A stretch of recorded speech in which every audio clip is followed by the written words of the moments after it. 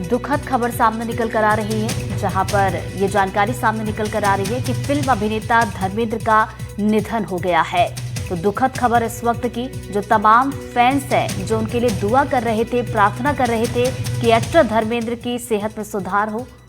तो ये जानकारी दे दें कि आज 11:30 के बाद से ही जब ये हलचल आई और परिवार के संपर्क में जब हम थे, तो उनके बच्चों के बहुत ही करीबी वैसे मैनेजर्स जो हर रोज उनके साथ रहते हैं, उन्होंने ये खबर कंफर्म की थी। और अब ये हम बता सकते हैं हमारे दर्शकों को बेहद दुखद खबर, और अत्यंत दुख के साथ हमको ये बताना पड़ रहा है कि धर्मेंद्र हमारे बीच नहीं रहे हैं, लेकिन एक शानदार करियर उन्होंने जिया है, ये जरूर आज हम कह सकते हैं। तो बड़ी खबर आ रही है बॉलीवुड से जुड़े इस वक्त के फिल्म अभिनेता धर्मेंद्र का निधन हो गया है। तो ये बड़ी जानकारी इस वक्त सामने निकल कर आ रही है, और बता दें बेहद दुखद खबर इस वक्त आ रही है। जो तमाम फैंस हैं उनके, जो उनको चाहने वाले हैं, उनके लिए ये बड़ी दुखद खबर इस वक्त ये है, क्योंकि देखिए लगातार जो एक्टर धर्मेंद्र को चाहने वाले करोड़ों फैंस हैं, वो लगातार यही प्रार्थना और दुआ कर रहे थे कि एक्टर धर्मेंद्र की सेहत में सुधार हो।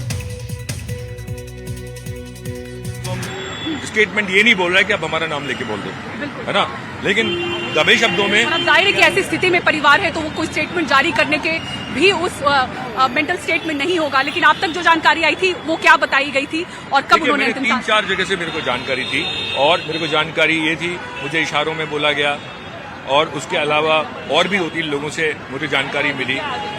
लेकिन वही बात है कि हम लोग पुलिस स्टेटमेंट आधिकारिक तौर पे हम वेट कर रहे थे कि कब इसका एहतियात हमने 11 नवंबर को बरता था। और अदिति, आपने देखा कि 11 नवंबर को उनके परिवार से, उनके मैनेजर की ओर से लगातार मना करते रहे।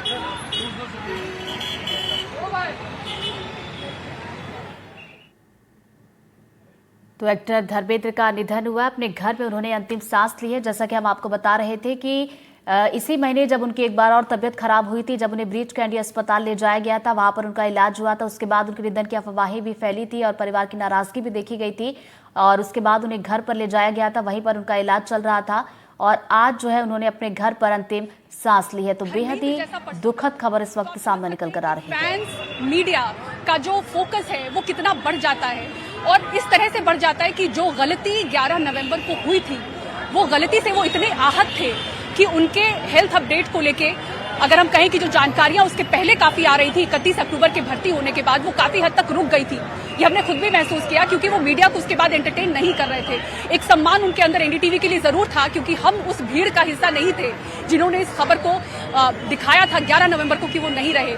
और हमें कुछ जानकारी उनकी तरफ से आ रही थी जहां रिकवरी की बात भी की जा रही थी, लेकिन हालत नाजुक बनी हुई है, ये जानकारी जरूर हमारे पास थी प्रशांत।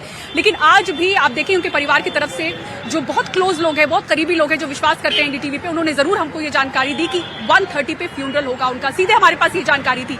तो अब चूंकि आप ये कह रही है, जो एक ट्रेडिशनल तरीका हम देखते हैं कि जब इस तरह से निधन होता है उसके बाद जानकारी मीडिया को दी जाती है, अंतिम दर्शन के लिए समय होता है, और हम देखते हैं कि किस तरह से वो अंतिम दर्शन के लिए लोग इकट्ठा होते हैं, तमाम तैयारियां होती हैं।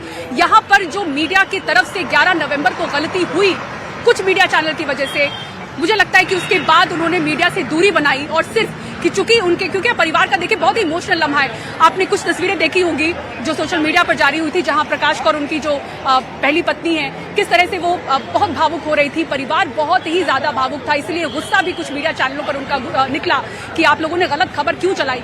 इस वजह से, उस गुस्से की वजह से, इतने इमोशन की वजह से उन्होंने दूरी बनाई थी। इसलिए पारंपरिक तरीके